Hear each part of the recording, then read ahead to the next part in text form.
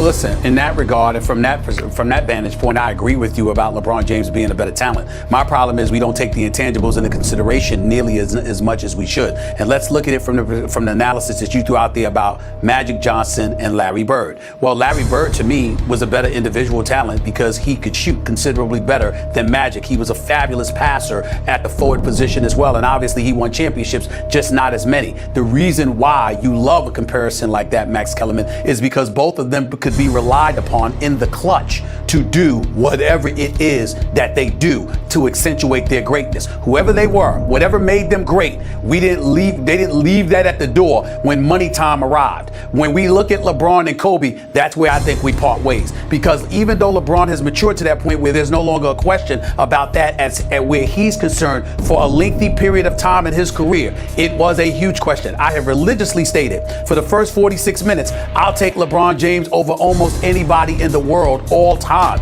with the exception of maybe Jordan, and even that is a maybe. The problem is that when you get to that money time, that clutch, where you sit up there and everything breaks down and you grab the ball and you say, here, take me to the promised land. LeBron is not somebody that's going to be on that list most of the time in a lot of people's eyes. And nobody is going to question that Kobe would be on that list. When money time arrived and it was time to give him the ball, whether it was in the finals against Indiana, whether it was 2001 in the postseason, whether it was 2010 against Boston, or times in between, Kobe at a younger age was so sensational. LeBron had to grow into that role for a significant period of time. And that's the difference. What LeBron learned to have, Kobe had, MJ had. And here's the last point, Max. LeBron was pushed to that elevated level of play. Kobe took it. MJ took it. These are guys that you knew from the moment that moment arrived, they belonged there. LeBron was pushed, coached, nurtured, tutored into that elevated position. That is the difference. Number one, Michael Jordan never, ever once said he's the greatest ever. No one has ever heard that out of the mouth of Michael Jordan. So, in other words, whatever his standard is, it's applicable to anything that he says, because Michael Jordan has never said, I am the greatest who ever lived, okay? So when people sit up there and say, well, Michael, if you're bringing that up, that means Bill Russell was better than you. Who knows? Michael Jordan might say, sure, okay, no problem. He's better because he's got 11 rings. Yep. That's Michael Jordan's standard. That's number one. Number two, I've said this on many occasions, and I'll say it again. LeBron James is an absolute freak of nature. He is one of the greatest we have ever seen. From a talent perspective, he's top two, may go down as number one all time, okay? I would take LeBron James all day, every day, and twice on Sundays for the first 46 minutes.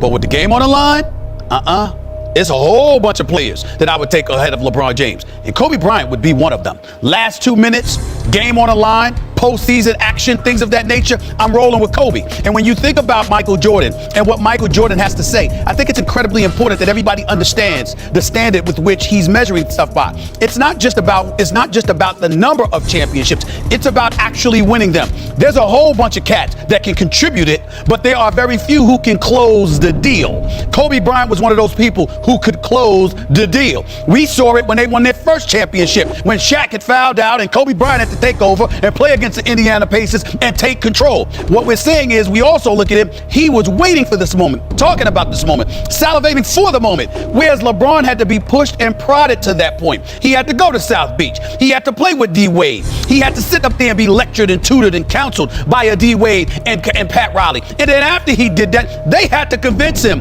it's your time. You're the best in the world. If you remember in 2012, there was an all-star game taking place, and the game was on the line. This is after, Max, you'll remember this. This is after LeBron James and the Miami Heat had lost in the finals to the Dallas Mavericks. And D-Wade and these boys are proud of them. It's your time, it's your time, it's your time. It's the all-star weekend. It's an exhibition. Nothing is on the line. LeBron James has the ball at the top of the key with Kobe guarding him. And instead of taking the shot himself, he tried to throw a pass, and it got picked off by Blake Griffin. And Melo got in his face, and Kobe got in his face, mistake. And D-Wade had gotten in his face. They're like, what are you doing? So all I'm saying is, my last point is this. All I'm saying is the level of greatness that they were willing to embrace and they were salivating for, LeBron had to be pushed towards. And if you are Michael Jordan, you take that into consideration when you think about how you rank a player.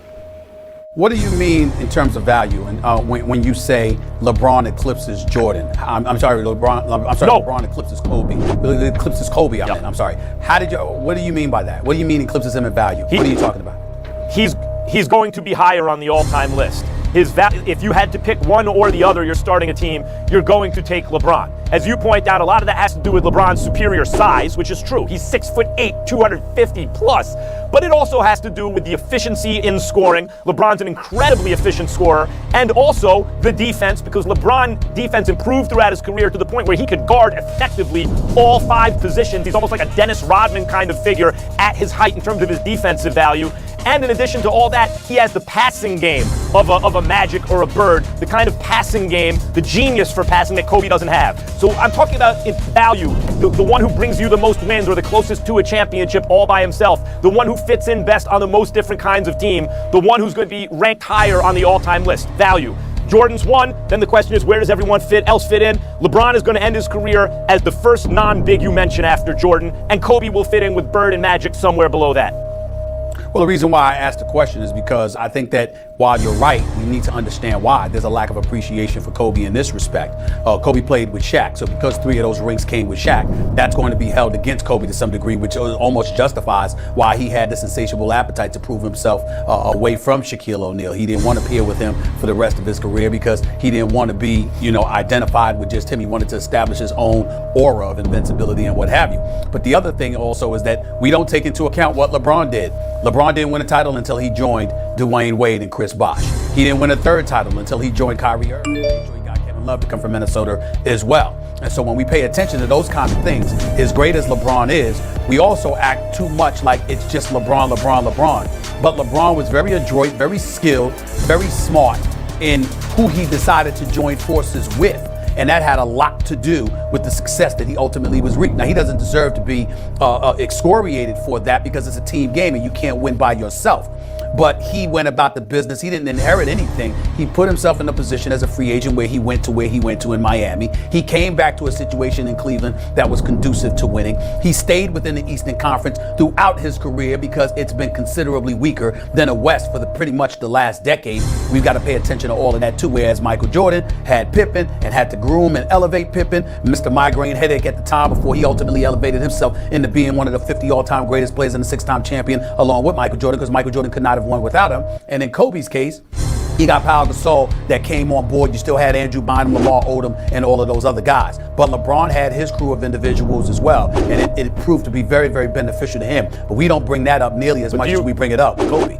Bryant isn't considered the best the best ever because obviously MJ and him played the same position, and we're going to think MJ first, and I get that. But it's not like you look at LeBron James because LeBron James is playing the same position and has the same responsibilities as Kobe. We look at LeBron James as the greatest small forward who ever lived. The physicality that he brings to the game, him being 6'9", 260, chiseled brick house, can handle the ball, a Magic kind of player in terms of pass first, all of this other stuff. Even though he has an obligation to score, people look at him differently. One of the biggest reasons that LeBron James is compared to Michael Jordan is because LeBron James came into the NBA giving everybody indications he was coming for Jordan. Brother. So the reason why those are the reasons why those comparisons, because if you look at Kobe's game, his game mirrored MJ more than LeBron's ever did. It's just that LeBron announced to the world he was coming for MJ, and that's why everybody looked for those comparisons. If you think of what MJ and Pippen did with Phil Jackson, which is go 6 for 6, now take just a little bit of air out of MJ, just a little bit, and stop, plug it up, right? And do this to Pippen.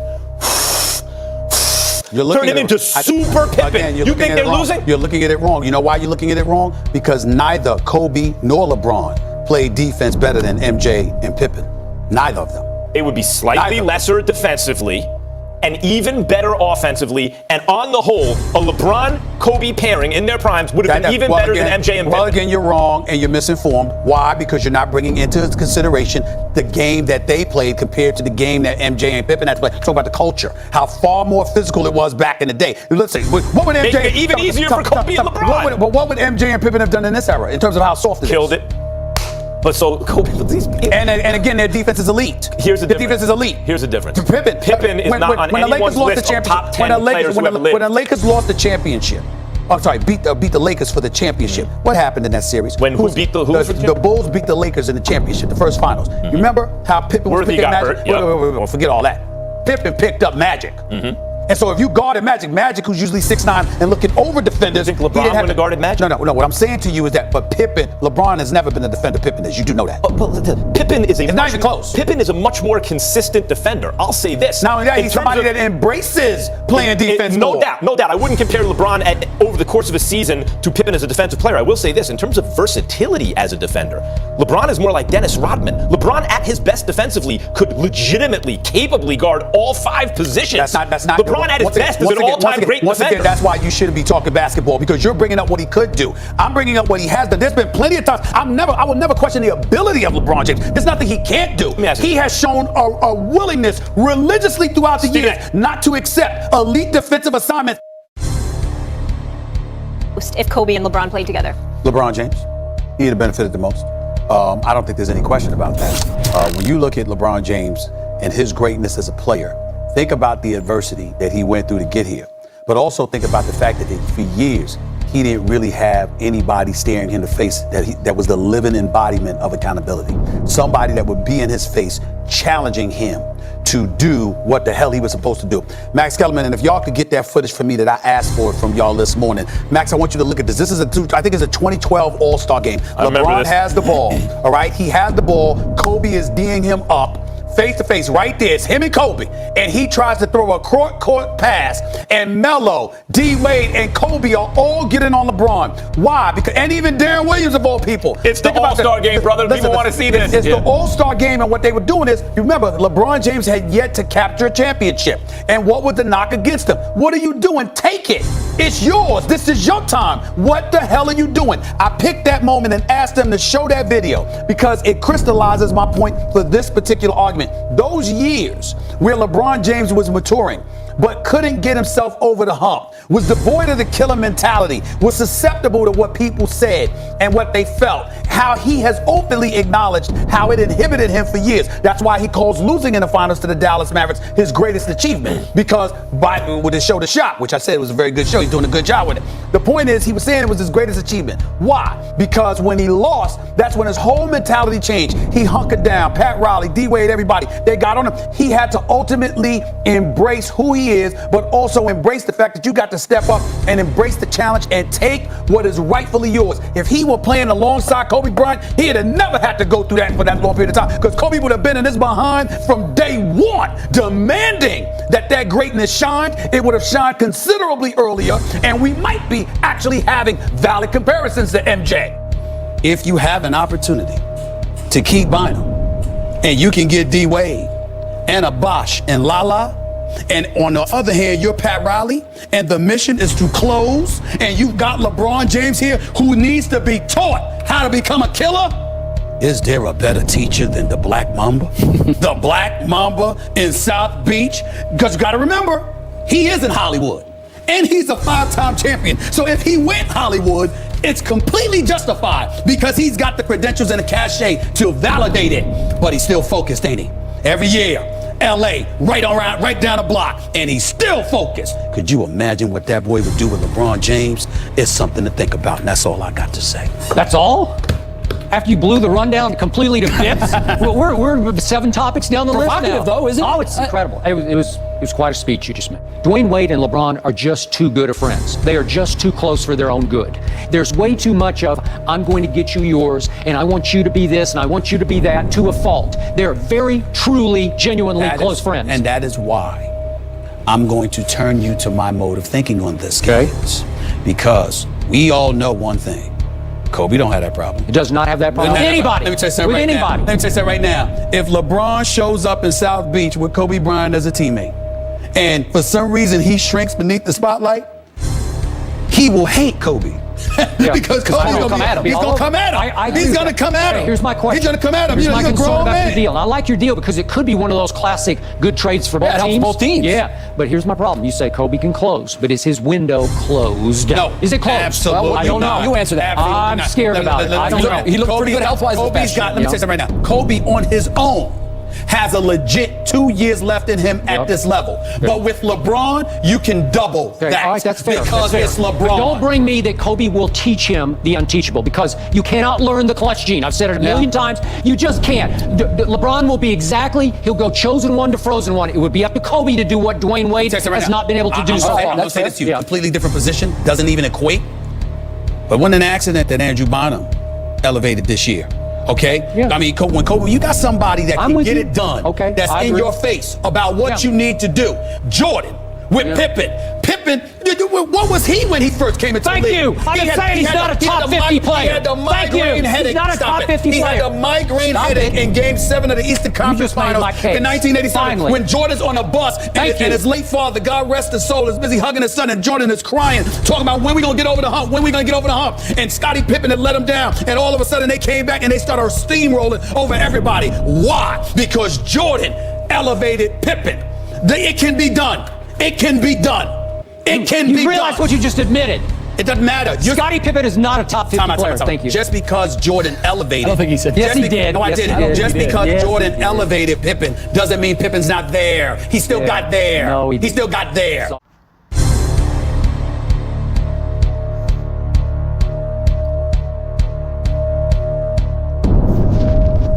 Welcome back to my channel, sports fans. Okay, let's get into this one right here. Well, you heard it from Stephen A. Smith. Flip-flopping, backpedaling, capping, and everything like that. He basically told us that Kobe Bryant is a better player than LeBron James, but he had a cap for LeBron James, right? He said a whole bunch of nonsense that makes no sense, folks. And these videos was from 2012, before LeBron won his first championship, all the way until 2017. Wow. Talk about rewriting history in the 2020s. So basically, Stephen A. Smith is saying that he would take LeBron James over Kobe Bryant the entire game, but when the game is on the line, I guess Kobe Bryant has to come off the bench, right? And shoot the ball for LeBron James, because this guy is doing dunks and layups and bull charging the lane on basically no great centers, no great power forwards. They had to cut out defense so he could make the playoffs finally in 2005-2006 season. And that's basically it. He doesn't have any clutch gene. He's not a leader. Nothing. But because he can put up 27, 7, and 7, he's a better player than Kobe Bryant. This really makes no sense.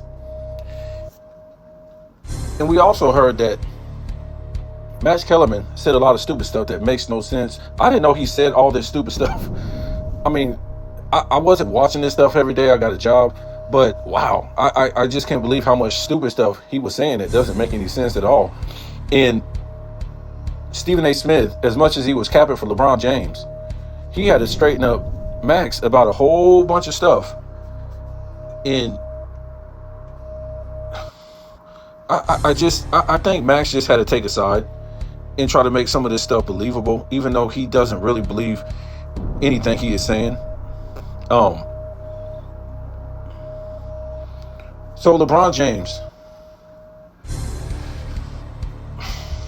was going to play with Kobe, according to, well, that's what Stephen A. Smith wanted. In the 2012 season, when they were in the playoffs and they were facing the Celtics, they were down, I think they were down like 3-2 or something like that. And First Take came on. And, you know, Stephen A. Smith was pretty much fed up. He said that Wade did all he could do, but he wasn't, you know, scared of Wade. He wasn't taking Wade's advice, all this stuff. And they brought him over to Miami to try to teach him how to be a winner, how to be clutch, how to be a leader, but he just wasn't getting it. Wade could not teach him the way for some reason, even though Wade had won championships without LeBron James, in that Stephen A. Smith felt like they were too much buddy-buddy for, you know, Wade to lead LeBron or teach LeBron. So Stephen A. Smith felt like, you know, if they got rid of Wade because of his injury problems, and they trade Wade and Bosh to LA and bring in Kobe to teach LeBron how to be a leader, a winner, and be clutch, he would be more scared of Kobe Bryant, because Stephen A. Smith said that nobody in the game at that time was more clutch than Kobe Bryant. Guys, could you imagine Michael Jordan, Larry Bird, Hakeem, Charles Barkley, Kareem, Magic Johnson, Jerry West, all these guys, Wilt Chamberlain, had to go underneath another guy's wing for the second time and be taught how to be a winner, how to be clutch, how to be a leader. And this is the guy that they're comparing to Michael Jordan. This is the guy that Stephen A. Smith said he would take, LeBron over Kobe. But Kobe has to teach him these things. This makes no sense, folks. It makes no sense at all, man. The NBA should be ashamed of themselves. They also told us that Kobe's legacy took a hit because he played with Shaq. And basically people say that because Shaq he won those 3 finals MVPs, blah, blah, blah. Shaq wasn't winning nothing without Kobe. And even Stephen A. Smith explained that it was Kobe in those finals, in the West playoffs, that had to take over for Shaq. He had to take over for Shaq. And Max insisted, look at the predicament that Kobe later did with Phil Jackson and Shaq and blah, blah, blah. And Stephen A. said, no, ain't nobody trained Kobe on that team. Kobe had to learn by himself.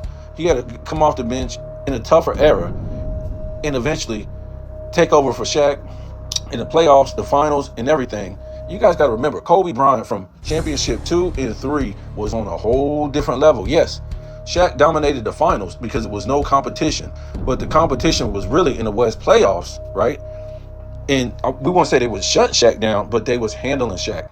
Remember, twice, I think they went to like game 7s. They were like quarters away from losing. Well, 1 quarter away from losing because they was giving it to Shaq. So it was Kobe out on the perimeter hitting these shots and being clutch and different things like that. You put LeBron James on that team, he's not hitting perimeter shots. He's got to bulldoze down the lane and get those dunks and layups. And this was in the early 2000s. Remember, he couldn't even make the playoffs in the early 2000s. He couldn't do what Kobe did. And the reason why Stephen A. Smith wanted LeBron to be trained by Kobe to be a killer, to be a leader, to be a winner, right? And eventually get the torch passed to him because Kobe had that no-nonsense type of approach, right? When it comes to the game of basketball, you could be at your work and you could be like, I got this. Look, I've been at my job for over 20 years. When it comes to my actual work, it's a no-nonsense approach, and that's why I'm one of the best. Okay, we can laugh and giggle when the job is over, before the job, whatever. But when it comes to the job, it's a no-nonsense approach, attention to detail. And that's what Kobe Bryant was, because he wanted to be up there among the greats. The other guys, no nonsense approach when it came to their game. They were meticulous, they were detailed, they practiced, they were no nonsense. They couldn't just beat you off of athleticism. You gotta remember, LeBron came into the NBA, he wasn't killing people in high school off the mid-range or the three-pointer or his free throws or his leadership. He was dunking on academy school kids. He wasn't in Rucker Park or nothing like. He was dunking on academy school kids. Okay, so when he came in, he never, because he didn't go to college, he didn't get to play the best of high school players. That's why I said when you're in the NBA, you're playing the best of college players. When you're in college, you're playing the best of high school players.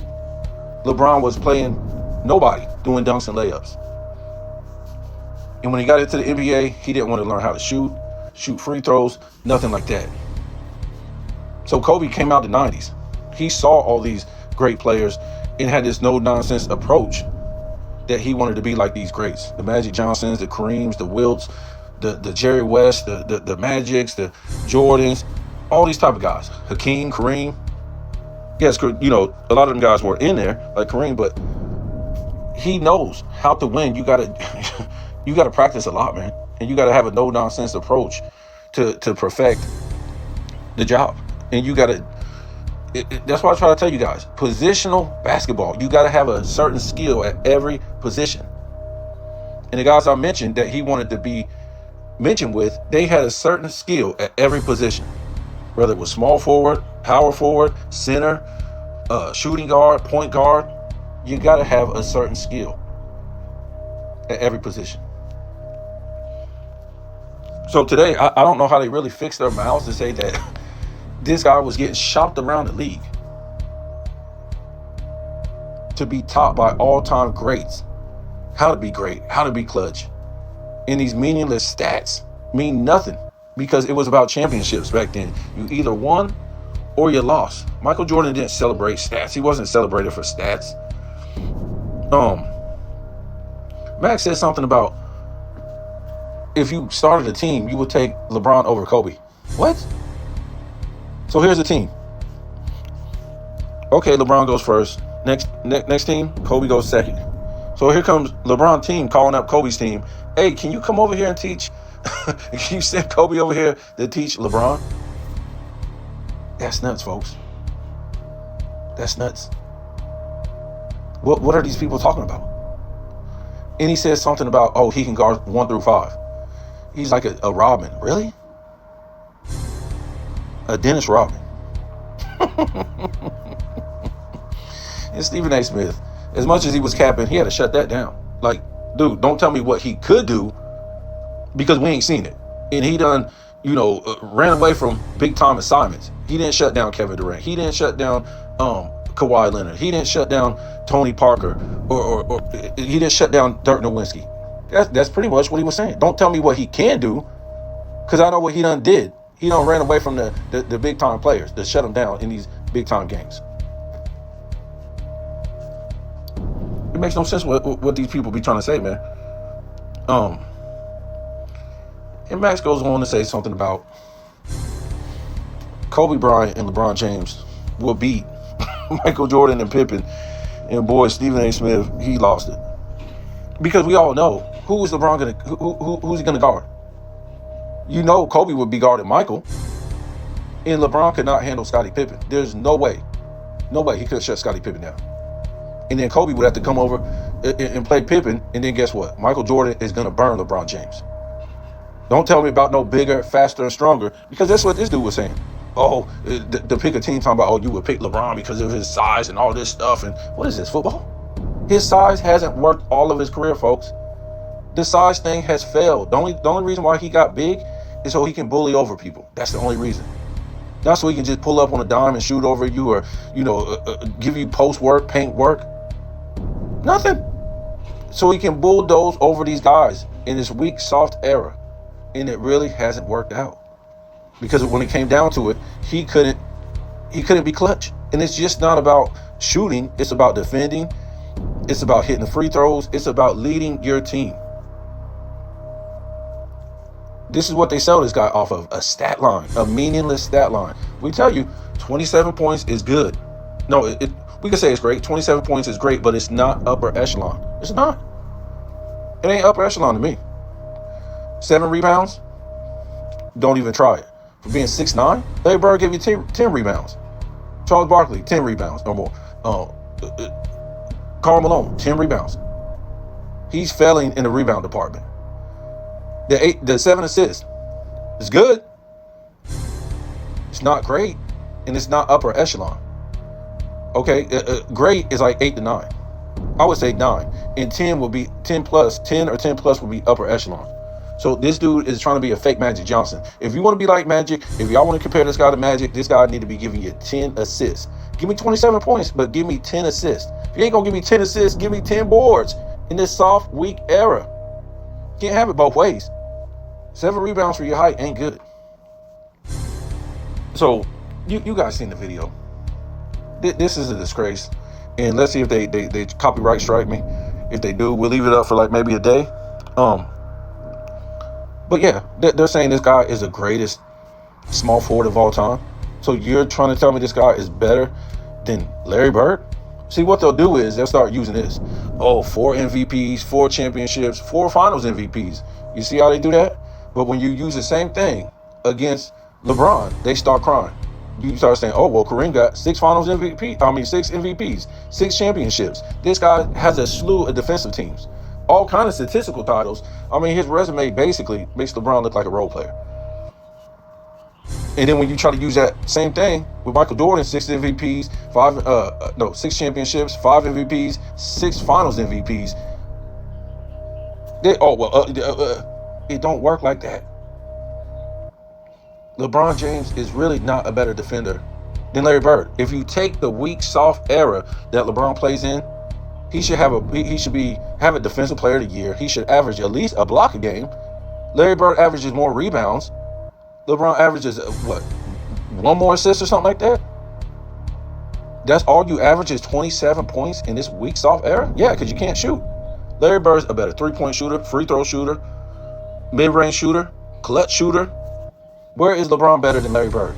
You got to be a fool if you're going to take LeBron James. Larry Bird didn't run to somebody else's team and learn how to win, how to be a clutch player, how to be a leader.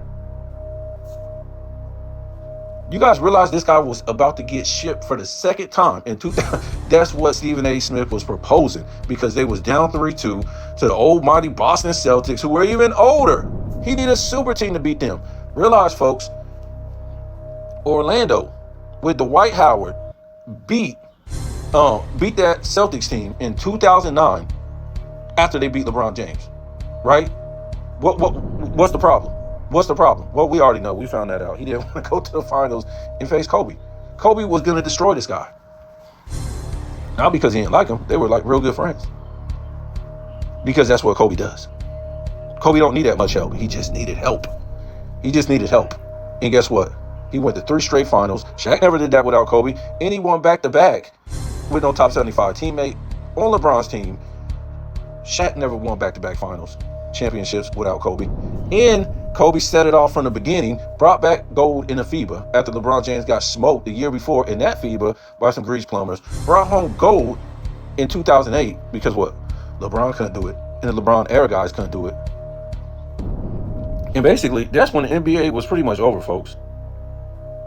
That's when it was over. When American basketball really had died, when LeBron James era got smoked by international plumbers. We ain't gonna keep this video too long, but yeah, Kobe pretty much ruined this guy's career. And we did a video the other day. Kobe Bryant, all these guys came out the 90s, the late 90s, right? So they had a 90 mentality. It don't matter if they played the entire 90s, they had a 90s mentality from playing just a little bit in the 90s. And remember, players back then, they had to play, even though they didn't play in the entire 90s, they still had that 90s mentality from watching the 90s and playing in high school like they still played in the 90s. Okay, they were still playing 90s basketball. Tim Duncan in college was playing 90s basketball. Came to the NBA, had to play 90s basketball. So all these guys, Tim Duncan, Dirk Nowitzki, they smoked LeBron James. And then Kobe waited for LeBron James, but he didn't show up because LeBron James knew he was going to get smoked by Kobe Bryant. So LeBron James' career was basically over in the beginning of his prime, as far as being in that top 5. Or being in contention with Michael Jordan. Are you kidding me? Michael Jordan needing somebody to teach him how to be a killer, how to be a leader, how to be a winner? Huh? No, son. Get out of here. I would take Scottie Pippen over LeBron James any day. I saw Scottie Pippen playing in the 90s. No way. No way. So you guys tell me what you think. You got to give it to Stephen A. Smith, man. He was trying to keep his job, and he was saying all this true stuff about LeBron James and how he was not really this good player, and all they could use was stats for him, and that's it. No other player is used stats to be great. You never brought up stats on Duncan, Kareem, Hakeem, none of these guys. None of these guys. And if you brought up stats, guess what? They have to be dominant stats like Wilt Chamberlain. Wilt Chamberlain is the ultimate stat guy. Okay, he won a statistical title. He was dominant. That's when you're winning statistical titles like that, you're dominant like that. Okay, don't tell me, oh yeah, Wilt Chamberlain just did it because it was blah, blah, blah. How come nobody else was doing it if it's that easy? It's ridiculous what people say. And another thing is too, they put all this stuff on Wilt Chamberlain, and he can't be in no GOAT debate. But look at LeBron James. They wasn't saying that Wilt had to be taught to be clutch or be a leader or anything. They didn't say that about Wilt Chamberlain. They just said that Boston was just better. Boston was a better team. Wilt won in the 60s. Well, basically, nobody else was winning. He couldn't go team to team building super teams and stuff like that. Like I tell you guys, this guy has never won a championship as a leader. He was always amongst other leaders who was other teams' #1 franchise players when he won championships. So he was just part of the leaders. that won a championship, folks. That's all you can say about this guy. Okay? This guy basically has destroyed the NBA. So, with his shenanigans, and the media is to blame for this. These guys don't know nothing about the NBA. They'll tell you they know about the NBA, this and that, but they'll promote this guy who was never a real winner, never a real leader, nothing like that. It's a joke, man. It's a crime, and the video evidence is basically right here. You can't get past it. Tell me what you think.